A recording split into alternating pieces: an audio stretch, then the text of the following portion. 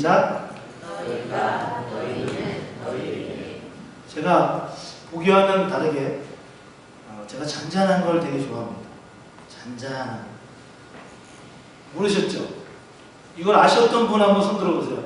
아, 공목사는 뭐 잔잔하고 좀 조용한 거 좋아하지. 이걸 아셨던 분 한번 손 들어보세요.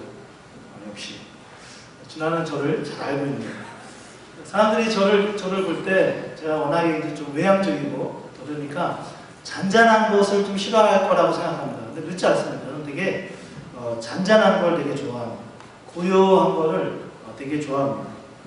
저를 아마 오랫동안 아신 분이라면 저희 아내 정도라면 알 수 있을 것 같습니다. 저에게 휴가가 그러기를 바랬습니다. 저에게 있어서 휴가가 그런 시간이 되기를 바랐습니다. 왜냐하면 이곳에서의 시간들이 참 많이 잔잔하지 않았다고 제가 생각했고 고요하지 않았다고 생각했기 때문에 여러 가지 바쁜 일들도 많았고 그래서 좀 휴가만큼은 좀 잔잔했으면 좋겠다, 좀 고요했으면 좋겠다라는 마음으로 휴가를 시작했습니다. 참 많이 기대했습니다. 왜냐하면 교회에서 처음으로 저에게 딱 주는 휴가였기 때문에 공식적으로 주는 휴가는 처음이었기 때문에 참 많이 기대했습니다. 잔잔하게 있어야 되겠다. 고요한 가운데 있어야 되겠다. 여러 가지 생각들을 좀 계획하고 또 정리도 하고 그리고 앞으로 2016년, 17년, 18년 또 앞으로의 것들을 좀 짧은 시간이면 어떻게든 한번 좀 고요하게 좀 생각 좀 해봐야겠다 라고 했습니다. 근데 휴가가 시작되자마자 한 이틀 지나서 조그마한 돌멩이 하나가 잔잔한 이 호숫가에 던져졌습니다. 도대체 이 조그마한 돌멩이가 뭘까 생각하시고 있겠지만 아무튼 자그마한 돌멩이가 이 잔잔하고 싶은 잔잔한 이 호숫가에 던져졌습니다. 작은 거였습니다. 참 작은 거였기 때문에 저는 생각했습니다. 그래, 이렇게 작은 건데 뭐 감히 어떻게 이 나의 잔잔함을 어떻게 나의 이 고요함을 에게 영향을 줄 수 있을까 생각했습니다. 근데 파장이 있었습니다. 잔잔한 호숫가에 돌멩이 하나 작은 거 던져도 약간의 파장, 약간의 영향력이라고 그러죠, 그죠? 약간의 어떤 흔들림이 있듯이 저에게도 흔들림이 있었습니다. 고요하게 보였던 호수는 조금씩 흔들리기 시작했습니다. 또 하나의 돌이 며칠 있다가 또 던져졌습니다. 이제는 잔잔함과 고요함과는 좀 먼 호수가 되어버렸습니다. 순간 예기치도 않은 이 호수를 바라보면서 당황을 많이 했습니다. 또 불안함도 밀려왔습니다. 내가 바라는 호수의 모습이 아니었고 또 내가 예상했던, 내가 계획했던 그런 호수는 아니었습니다. 그래서 좀 많이 복잡했습니다. 저마다 사람들은 그렇습니다. 내 삶이 잔잔한 호수와 같이 좀 고요하고 좀 평온하고 그런 어떤 고요한 삶이 되기를 다 원합니다. 평범해 보이고 그냥 고요하게 보이는 호수처럼 그런 삶이 되기를 원합니다. 누구라도 그럴 것을 원합니다. 학생이든 뭐 직장이든 누구든 간에. 근데 누군가 무심코 돌을 던졌든 아니면 일부러 그 어떤 돌을 던졌던 간에 호수는 마냥 고요할 수만 있는 건 아닙니다. 호수가 마냥 고요한 것만은 아닙니다. 고요할 수 없습니다. 왜냐하면 호수의 고요함은 내가 선택하는 게 아닙니다. 돌이 던져지는 순간 내 삶이라는 이 큰 호수에 돌이 하나가 던져지는 순간 누군가에 의해서 아니면 무엇인가에 의해서 그게 작은 파장이든 아니면 큰 파장이든 반드시 어떤 파장은 생기기 마련입니다. 이 파장, 흔들리는 이것을 저는 흔들림이라고 말하고 싶습니다. 오늘 말씀은 고린도 교회에 대한 말씀입니다. 예수님이 십자가에 못 박히시고 예루살렘을 기준으로 제자들이 교회를 세웠습니다. 예루살렘 교회입니다. 저기 안디옥에 또 교회가 세워졌습니다. 안디옥 교회입니다. 그리고 소아시아와 사도 바울을 중심으로 소아시아와 유럽에 아주 많지는 않지만 몇몇 교회들이 세워졌습니다. 그중 고린도 교회는 이 교회 중에 한 교회입니다. 아주 잔잔하게 시작했고 평온하기를 원했던 그런 교회였습니다. 또 그렇게 교회는 그렇게 흘러갔습니다. 근데 어느 순간인가 이 호숫가에 작으면 작다고 할 수도 있겠고 크다면 크다고 할 수 있겠고 돌멩이들이 하나하나씩 던져지기 시작합니다. 하나하나 고요했던 이 교회가, 성도가 파장을 일으키기 시작합니다. 영향을 받기 시작합니다. 그리고 흔들리기 시작합니다. 그러면서 사도 바울은 이런 모습을 오늘 고린도 1장 10절에서 뭐라고 얘기하냐면 분쟁이라고 얘기합니다. 분쟁. 영어로는 제가 잘 못 읽겠지만 Q-U-A-R-R-E-L-S quarrel이라고 합니다. 분쟁. 저도 좀 요즘에 아는 사실인데 분쟁은 서로 다투는 것, 서로 부딪히는 것. 그러니까 파이트랑은 좀 다르죠. 파이트는 막 싸워서 다투고 끝내는 것이고 분쟁은 그 막 파이트하기 전의 상황이 바로 이 분쟁입니다. 고요하기를 그렇게 원했던 교회가, 고요하기를 그렇게 원했던 성도의 삶이 던져진 어떤 돌멩이로 인해서 큰 파장을 일으키게 된 겁니다. 여러분, 분쟁이 뭡니까? 분쟁은 뭐냐면 생각이 나누어지는 겁니다. 뜻이 나누어지는 겁니다. 하나가 되지 못하는 겁니다. 이게 분쟁입니다. 분쟁은 하나 됐던 게 둘이 되는 겁니다. 둘이 됐던 게 셋이 되는 것이고요. 내 생각이 하나로 되어 있었는데 이 생각이 나눠지는 겁니다. 이게 분쟁입니다. 내 어떤 뜻과 내 길이 하나였는데 둘이 되고 셋이 되는 겁니다. 이게 분쟁입니다. 분쟁은 제자리를 찾지 못하는 게 분쟁입니다. 하나가 돼야 제자리를 찾는 건데 둘이 되고 셋이 되고 넷이 되고 쪼개어지는 게 바로 분쟁입니다. 사랑하는 성도 여러분, 잔잔한 호숫가의 돌멩이가 이렇게 무서운 겁니다. 아무런 일도 일어날 것 같지 않은데 잔잔하고 고요했던 그 호숫가가 흔들립니다. 흔들릴 것 같지 않았던 호숫가인데 흔들립니다. 그 흔들림 속에서 그냥 흔들리고 끝마치면 되는데 그 흔들림 속에서 하나의 생각이 아니라 둘의 생각, 셋의 생각, 하나의 길이 아니라 둘의 길, 셋의 길, 하나의 뜻이 아니라 둘, 셋의 뜻이 생기게 되는 겁니다. 그래서 무서운 겁니다. 오늘 사도 바울은 이런 상황 속에 있는 고린도 교회에게 오늘 세 가지를 당부합니다.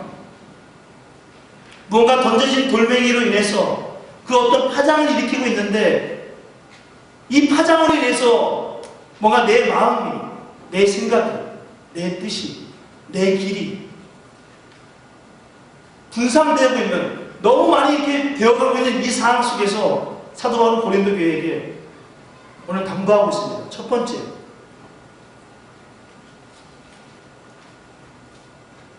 7절에 보니까 누가 너를 남달리 구별하였느냐라는 이야기를 합니다. 사도 바울은 이 고린도 교회에게 이야기합니다. 너희가 누구인지 기억하라는 겁니다. 누가 너를 남다르게 구별하였느냐? 너희는 누구이냐라는 걸 기억하라는 거예요. 사도 바울은 던져진 돌멩이에 흔들리면서 성도의 성도됨을 잃어버리고 또 교회의 교회됨을 잃어버리고 어느새 흔들리고 어느새 마음의 분쟁을 일으키는 이 고린도 교회에게 기억하라는 거예요. 너희는 하나님이 구별한 하나님의 백성이다 라는 것을 반드시 기억하라는 거예요. 여호와 하나님으로부터 너희는 선택되어진, 구별되어진 하나님의 특별한 백성이다 라는 것을 기억하라는 거예요. 중국이 대단합니다. 요즘 보면 중국이 더 대단한 것 같아요. 지금 세계는 온통 중국에 대한 뉴스로 되게 많이 가득한 것 같아요. 뉴스 데스크를 봐도 중국에 대한 얘기가 더 많아졌어요. 경제, 정치, 외교. 중국에 대한 뉴스가 더 많아지고 더 많아지고 있어요. 미국과 더불어 더 활발하게 요즘 많이 보이는 나라가 중국이에요. 정말 아마 좀 있으면 미국을 넘어설 것 같아요. 많은 사람들이 얘기하듯이. 생각해봤어요. 왜 중국이라는 나라가 이 정도까지의 나라가 되어가고 있을까? 경제면 경제, 정치면 정치, 외교면 외교. 왜 많은 부분 속에서 이렇게 엄청나게 빠른 어떤 성장과 엄청나게 빠른 어떤 모습을 그들이 보여주고 있을까?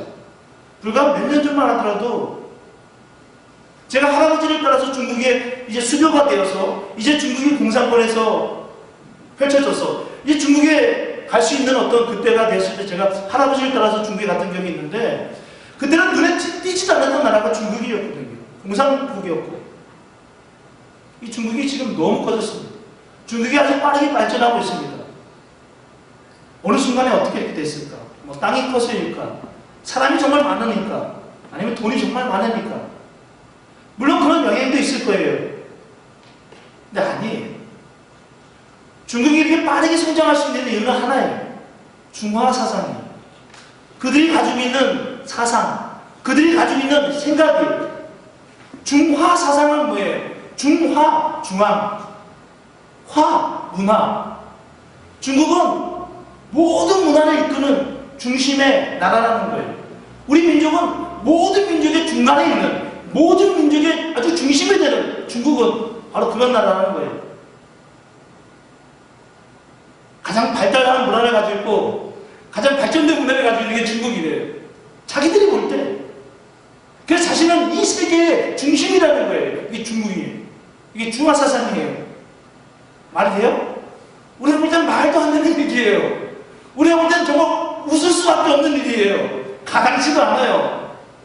여러분 보세요. 중국이 어떻게 지금의 중국이 되고 앞으로의 중국이 되겠습니까? 이 사상이에요. 이 생각이에요. 그들로 하여금 흔들리지 않게 하는, 어느 나라를 가도 흔들리지 않는 그들의 사상이 뭐냐면 바로 중화 사상이에요. 우리는 이 세계의 중심이다. 우리는 이 세계의 중심 민족이다. 이게 중국인들이에요. 이건 뭐예요? 생각. 이건 팩트가 아니잖아요. 이건 사실이 아니에요. 어떻게 보면 체면과 같은 거예요.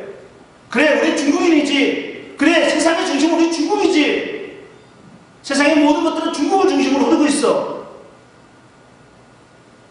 어떻게 보면 실제는 아니에요. 체면이고, 그냥 다짐이고, 각오이고, 뭐 그런 거예요. 근데 우리가 세상에서 구별된 하나님의 백성이 되었다는 것은 이건 체면이 아니에요. 내가 세상에서 구별된 하나님의 사람이 되었다, 하나님의 자녀가 되었다, 하나님의 내가 백성이 되었다, 이건 체면이 아니에요. 그냥 말하는 게 아니에요. 결단하는 게 아니에요. 이건 뭐예요? 팩트예요. 이건 사실이에요. 예수 그리스도의 십자가를 통해서 우리를 그렇게 구별하셨어요. 근데 우리는 왜 자부심을 갖고 있지 못할까요? 왜 우리는 중국인들 그들이 가지고 있는 선민의식, 중화사상, 그들이 가지고 있는 이만큼도 우리는 안 되는 걸까요?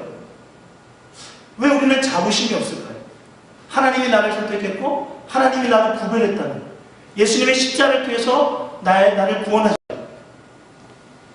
제가 생각해 봤더니 이런 걸 수도 있겠더라고요. 하나님을 믿기는 믿는데 그 하나님을 믿는 믿음의 자세를 내가 취하고 있지 않기 때문에, 내가 하나님을 믿는다고 얘기는 해요. 내가 하나님을 믿는다고 많은 사람들이 말도 해요. 근데 그 하나님을 믿는 자로서의 믿음의 자세, 에리티드, 그것을 내가 행동하고 있지 않다는 거예요. 더 정확히 말하는 거예요. 삶 속에서 살아가는 우리의 믿는 자로서, 하나님의 백성으로서의 우리의 자세가 하나님의 백성으로서의 습관이 되어 있지 않다는 얘기예요. 뭐 이런 거죠. 중국 사람들이 특별히 중국 할머니들이 한국 사람들을 만나든 캐네디언 사람들을 만나든 그들이 말하는 건 뭐예요? 진짜 장황 맞대요. 우리한테 뭐 영어 안 하죠, 그죠? 그냥 중국말이 계속해요. 끝까지 이 사람이 알아들을 때까지 계속 중국말을 해요. 그죠? 저는 그런 사람 되게 많이 봤어요. 제가 암코리안 계속 중국말을, 물론 저는 코리안 아니지만 저는 암코리안 계속 중국말을 해요. I cannot speak Chinese 계속 중국말을 해요. 이거 뭐예요? 나는 구별된 중화 사상을 가지고 있는 중국인이라는 거예요. 나는 적어도 중국인이라는 거예요. 이 피가 그들에게 흐르고 있다는 거예요. 자부심이 있는 거예요. 이런 걸 저에게 물어볼게요. 이건 팩트가 아니에요. 팩트가 아닌데 그들의 결단으로, 결심으로 그들이 믿고 있는 거예요. 우리에겐 팩트가 있어요. 예수님이 우리를 통해서 십자가를 지셨어요. 고난을 감당하고 부활하셨어요. 하나님은 너에게 그것을 믿는 모든 자들에게 하나님의 자녀가 되는 권세를 주신다고 했어요. 우리는 어떻게 살아가고 있습니까? 구별된 믿음의 자녀로서 잔잔한 호숫가에 돌이 던져지든, 그래서 흔들리든 말든 이사야가 이렇게 고백해요. 풍전등화, 바람 앞에 정말 등불 같은 삶을 살아가고 있는 이스라엘인들에게 이렇게 얘기해요. 너를 창조하신 이가 말씀하신다. 너를 지으신 이가 말씀하신다. 너는 두려워 말라. 내가 너를 구속하였고 내가 너를 지명하여 불렀나니 너는 내 것이다. 내가 물 가운데 지날 때 내가 너와 함께 할 것이다. 강을 건널 때 그 물이 너를 침몰하지 못할 것이다. 불 가운데 지날 때 내가 타지도 않을 것이다. 왜냐하면 내가 너의 하나님이기 때문이다. 왜냐하면 내가 바로 너의 구원자이기 때문이다. 지금 이 당시의 상황은 이미 이스라엘 안에 바벨론이라는 큰 돌멩이가 그들의 잔잔한 호수에 던져졌어요. 그리고 그 돌멩이는 큰 파장을 일으켰어요. 그들로 하여금 고요했던 그들의 마음, 고요했던 그들의 신앙을 완전히 흔들리게 했어요. 복잡하게 했어요. 하나였던 하나님을 향한 마음을 둘로 나눠지게 했어요. 하나였던 하나님의 길을 둘로 나눠지게 했어요. 이사야는 얘기하고 있는 거예요. 우리가 어찌됐든 하나만을 잊지 말자는 거예요. 잔잔한 호수에 돌멩이가 던져지던, 그래서 파장이 일어나던, 그래서 분쟁까지 되어지던, 그 내 마음이 막 갈라지고 어찌됐든 되었던, 우리 하나만을 잊지 말자는 거예요. 뭐예요? 내가 하나님의 자녀로서 구별된 것, 하나님이 나를 선택한 것, 그것만은 잊지 말자는 거예요. 그리고 그 믿음의 자녀답게 행동하자는 거예요. 사랑하는 여러분, 저도 얼마 전에만 하더라도 큰 돌이냐 작은 돌이냐 이게 나에게 어떤 영향을 주는 게 다르더라고요. 근데 여러분, 오늘 말씀에서 보듯이 중요한 건 뭐냐면, 내가 지금 돌이 던져지는 그 상황, 그래서 내 호수가 지금 내 마음이, 내 생각이, 내 길이 막 흔들려져서 막 길이 내 길로 보이는 이 상황이 지금 중요한 게 아니에요. 중요한 건 뭐냐면 이 상황 속에서 내가 지금 나를 구별해서 나를 선택하시고 나를 구원하시는 하나님을 내가 지금 믿고 있느냐는 거예요. 여러분, 믿고 있으십니까? 하나님이 당신과 함께 한다고 했는데, 여러분들 가족과 함께 한다고 했는데, 여러분들 기도 제목과 함께 한다고 했는데, 그것을 믿고 있느냐고요. 또 더 나아가서 그 믿음의 에리투드를 가지고 여러분들 살아가고 있느냐고요. 그걸 오늘 얘기하고 있는 거예요. 오늘 그것을 이들에게 먼저 이야기하고 있는 거예요. 그리고 사도 바울은 뭐라고 얘기합니까? 왕 노릇하는 삶에 익숙해져 있는 고린도 교회를 향해서 경고해요. 오늘 보니까 7절 8절에 이렇게 얘기합니다. 내가 받지 아니한 것이 무엇이냐? 내가 받았은즉 어찌하여 받지 아니한 것까지 자랑하느냐? 너희가 이미 배부르며 이미 풍성하며 우리 없어도 왕이 되었도다. 우리가 너희와 함께 왕노릇하기 위하여 참으로 너희가 왕이 되기를 원하노라. 사도 바울은 너희는 왕 노릇하는 삶에 참 익숙해져 있다라고 고린도 교회 교인들에게 이야기합니다. 왕 노릇하는 게 뭐예요? 왕처럼 행동하는 거예요. 왕처럼 행동하는 건 왕이 아닌데 왕처럼 행동하는 거예요. 여러분, 왕놀이가 참 재밌습니다. 여러분, 왕이 된다는 건 참 재밌는 거예요. 재밌는 겁니다. 신나는 일이에요. 왜? 왕은 누구의 제재를 받지 않습니다. 누구의 터치를 받지 않아요. 누구의 의견도 내가 받아들이고 받아들이지 않고 그건 내 마음인 거예요. 내 마음대로 할 수 있고 내 마음대로 결정도 하고 내 마음대로 할 수 있는 게 왕이에요. 어쩌면 우리가 좀 더 많은 돈을 벌려고 하는 것도, 어쩌면 우리가 좀 더 좋은 자리에 앉으려고 하는 것도, 나는 그렇게 말하고 있지 않을 수도 있고 나는 그렇게 말하고 싶지 않을 수도 있겠지만, 어쩌면 내가 왕이 되고 싶어서일지도 몰라요. 내가 더 왕이 되고 싶은 내 마음이 있어서 그럴지도 몰라요. 더 내 마음대로 하고 싶고 더 내 뜻대로 하고 싶어서. 이 왕 노릇하는 것이 재밌어지고 익숙해지면 어느새 진짜 왕이 되어 있는 내 자신을 발견하게 됩니다. 제가 그런 생각을 해봤어요. 왜 하나님은 사사시대에 사사들에게 왕, 제사장, 선지자 이 세 가지의 역할의 모든 권한, 모든 힘을 이 사사들에게 다 줬습니다. 근데 사사시대가 지나가고 왕국시대에 하나님은 왕에게는 그냥 왕의 역할만 주셨습니다. 사사시대가 지나가고 왕국시대 때 하나님은 왕에게는 왕의 역할만 주고 제사장은 제사장, 선지자는 선지자 역할을 주셨습니다. 즉 분리했습니다. 사사시대 때는 모든 한 사람, 삼손에게 왕, 제사장, 선지자의 모든 역할을 다 줬습니다. 기드온에게도. 근데 나라가 형성되고 왕국시대가 됐을 때는 왕과 선지자와 제사장을 따로 분리했습니다. 왜 그랬을까요? 저는 겸손케 하기 위험이었다고 생각합니다. 사실 사무엘을 보면은요, 사무엘이 사울보다도 다윗보다도 더 고난이 막강합니다. 강력합니다. 철저하게 뭐예요? 왕이지만, 왕의 자리에 있지만 철저하게 왕 노릇을 하지 못하도록 어떻게 한 거예요? 하나님께서 제도를 마련해 주신 거예요. 누굴 세우신 거예요? 사무엘. 제사장, 선지자를 옆에다가 세우는 거예요.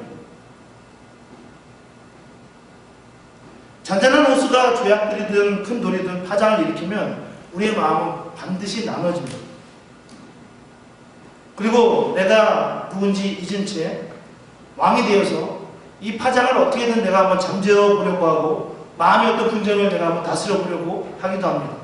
때로는 그것이 가능하기도 하고 가능한 적도 많았을 겁니다. 근데 그것이 가능하면 가능할수록, 그것이 가능되어지면 가능되어질수록 우리는 더욱더 무서운 왕이 되어갈 수 있습니다. 사랑하는 여러분, 왕노릇을 즐겨하지 않는 여러분들이 되기를 원합니다. 가정에서도 가만히 보면요, 아버지들이 왕노릇을 많이 합니다. 여러분, 왕노릇을 하지 마십시오. 여러분의 아내가 있는 것은요, 여러분의 자녀들이 있는 것은요, 바로 그런 겁니다. 왕국시대 같은 거예요. 당신은 왕이 아닌 거예요. 당신은 왕처럼 살고 싶겠지만, 당신은 왕처럼 군림하고 싶겠지만 왕은 아니에요. 당신의 자녀도 왕이 될 수 없는 거예요.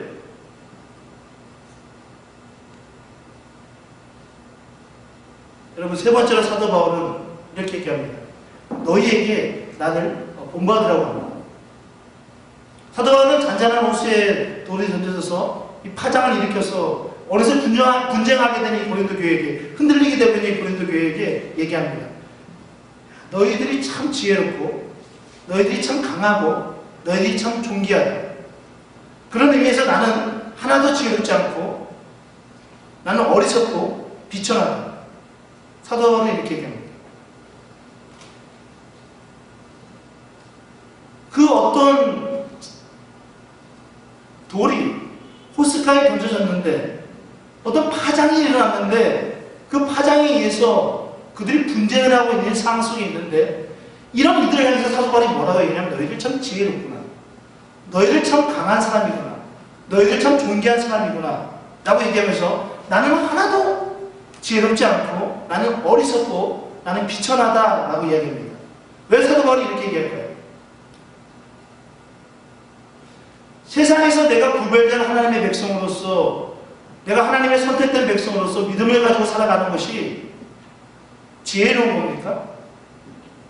세상에서 내가 믿음을 가진 자로서, 내가 구별된 하나님의 백성으로서 그 믿음의 자세를 취하며 살아가는 그것이 세상이 볼 때 지혜롭습니까? 하나도 지혜롭지 않습니다. 그 말씀을 믿고 믿음의 길을 걸어가는 것이 하나도 지혜롭지 않습니다. 어리석고 미련해 보이는 그런 행동입니다. 어떻게 보면 강하지 않은 약한 자들이 선택하는 길이 이런 길 같습니다. 세상에서 강한 자는 좀 더 지혜롭고 좀 더 합리적이고 좀 더 이성적인 사람들이 바로 세상에서 지혜롭다고 말하는 사람들입니다. 믿음보다는 현실을 추구하는 사람들입니다. 요리조리 빠져나갈 구멍이 있다면 언제든지 빠져나갈 수 있는 사람이 바로 지금 사도 바울이 얘기하고 있는 세상의 사람들이 말하고 있는 지혜로운 사람들입니다. 강한 사람들입니다. 존귀한 사람들. 여러분, 세상이 말하고 때 지혜로운 사람이 되려면 그렇게 하시면 됩니다.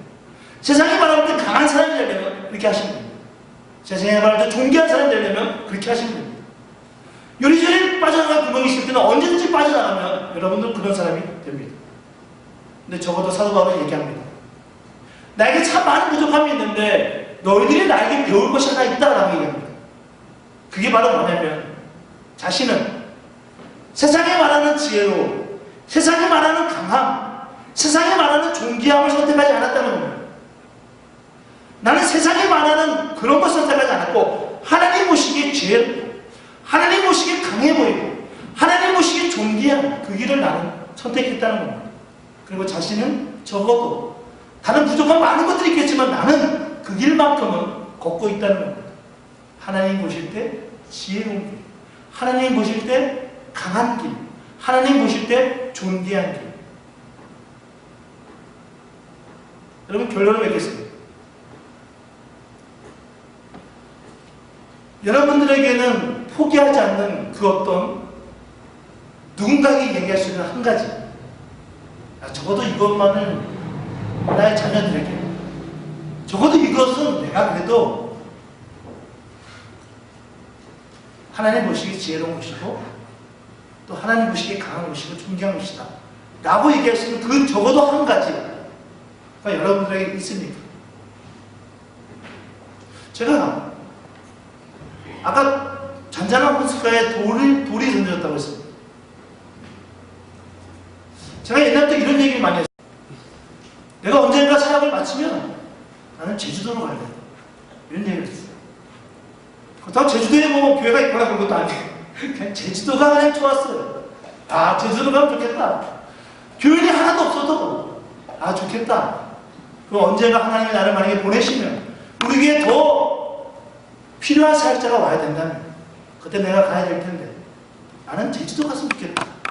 그런 얘기 제가 많이 했습니다. 도미니카도 가고 싶다고 많이 얘기했습니다. 제가 휴가 기간 중에 전화 한 통이 왔어요. 제주도 쪽에서.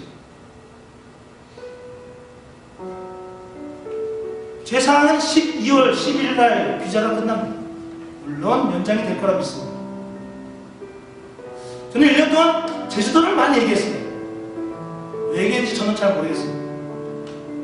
전화 한 통을 제가 받았어요. 목사님, 제주도에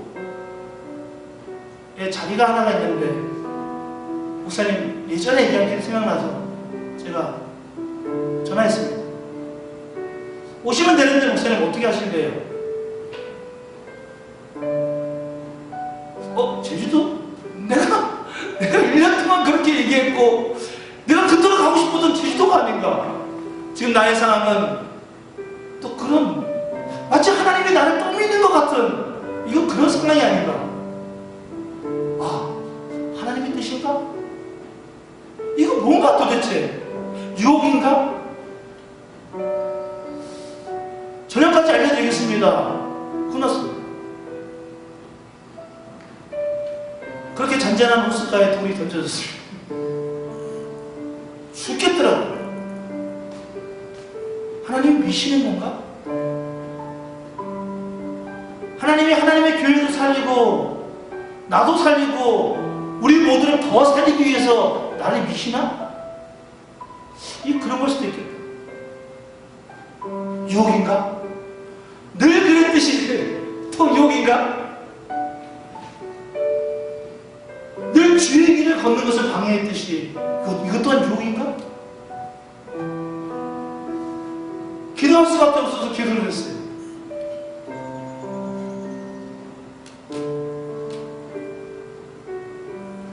저는 언젠가 우리 자녀들에게 그걸 얘기해 줄 수 있을 것 같아요. 나는 저 자랑하는 거예요. 나는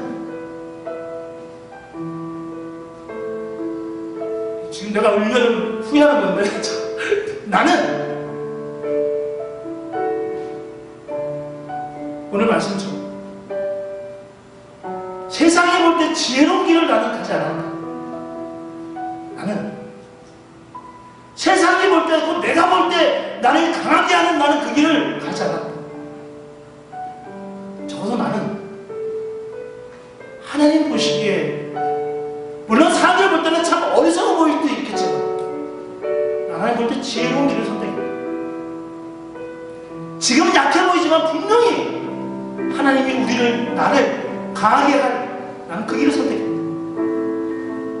여러분들에게가 아니라 저는 저의 아들에게, 저의 아들들에게 얘기할 수 있습니다. 여러분, 저는 부족합니다. 사도 바울도 부족합니다. 1년 반 동안 고린도 교회에 있었던 사람이에요. 고린도 교회 사람들이 이 사람을 얼마나 잘 알겠어요. 사도 바울이 얘기합니다. 나 본받아라. 아마 픽픽 웃었을 거예요. 뭘 본받아 도대체. 있었단 말이에요. 세상이 말하는 지혜로운 길, 세상이 말하는 강하다고 말하는 길, 세상이 말하는 그 괜찮은 길, 사도 바울은 걷지 않았던 거예요. 왜? 하나님 원하지 않는 거였으니까. 제가 안 가서 여러분들 슬프시죠? 제가 안 가서 여러분들 안타까우시죠? 그런 마음도 있으시죠? 어쩔 수 없어요. 제가 또 전화하면서 그런 생각을 했어요. 하나님, 만약에 이게 하나님 12월 10일이 지나고 1월달 2월달 됐는데, 야 너네 캐나다에서 이제 나가야 돼. 만약에 하나님 내가 만약에 그러면 나 뭐 이거 어떡하지 하나님? 어떻게 합니까? 뭘 어떻게 해요? 뭘 어떻게 합니까? 가면 되는 거죠. 어디 갑니까? 모르죠. 저도 모르죠. 우리는 하나님이 구별한 하나님의 백성입니다. 하나님이 이 세상에서 건져주신 하나님의 사람입니다. 이 하나님의 사람들에게 하나님 주신 약속이 바로 말씀입니다. 그 말씀에서 하나님이 우리에게 주신 것은 확신입니다. 여러분, 무너지고 있습니다. 확신이 무너지고 있습니다. 그래서 세상의 길을 걸어갈 수밖에 없고 세상의 것들을, 세상의 방법들을 선택할 수밖에 없습니다. 확신하십시오. 내가 준 거 아니잖아요. 누군가 여러분들이 준 거 아니잖아요. 하나님이 여러분들에게 예수 그리스도를 통해서 주신 그 놀라운 구원의 확신, 그 확신을 가지고 하나님의 길을 걸어갔다면 우리가 후회하겠습니다. 저는 후회하지 않을 거라 생각합니다. 사랑하는 여러분, 언젠가 제가 분명히 떠나는 때도 있을 겁니다. 그렇죠? 뭐 그렇지 않겠어요? 솔직히 말하면 있겠죠. 여러분들도 있겠죠. 언제 하나님 보시기에 지혜로운, 하나님 보시기에 어리석지 않은, 하나님 보시기에 강한, 하나님 보시기에 존귀한 때, 그때 우리가 어딘가로 떠나게 되겠죠. 기도하겠습니다. 하나님,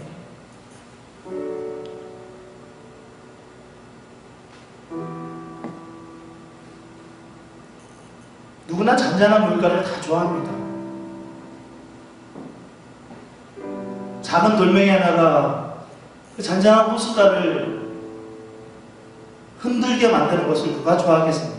그런데 조금 살다 보니까, 살면서 늘 느끼는 것은, 늘 우리의 삶 속에는 이 작은 돌이 잔잔하고 싶어하는 이 호숫가에 파장을 일으키고 우리의 마음을 둘로 나누게 하고 우리의 생각을 나누게 하고 우리의 걸어가는 발을 주춤하게 한다는 겁니다. 주님, 이때마다 우리 기억하게 하여 주십시오. 내가 누구인가? 예수 그리스도의 죽으심을 통해서 정말 값비싼 예수 그리스도의 죽으심을 통해서 구원받은 하나님의 백성이라는 이 사실,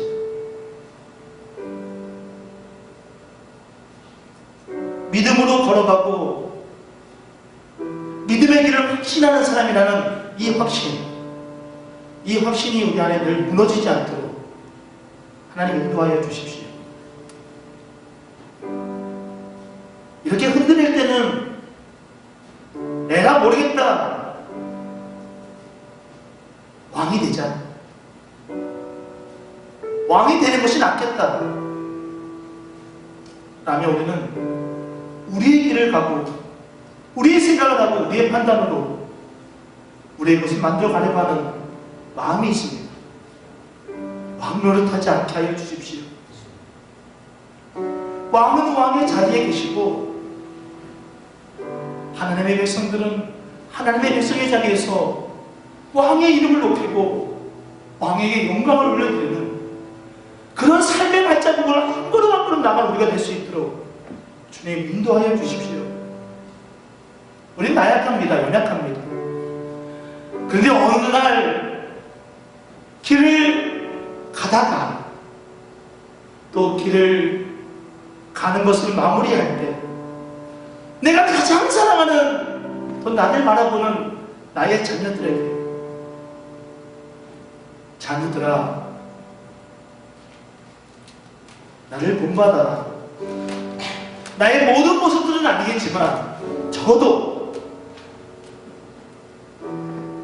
내가 주의 길만은 포기하지 않았다는, 내가 적어도 주님이 기뻐하시는 그 일들만은 포기하지 않았다는, 그것을 우리의 사랑하는 자녀들에게 믿음의 유산으로 남겨주는, 우리 사랑하는 모든 행복한 모든 부모들, 행복한 모든 성도를 낼 수 있도록 주님 인도하여 주십시오.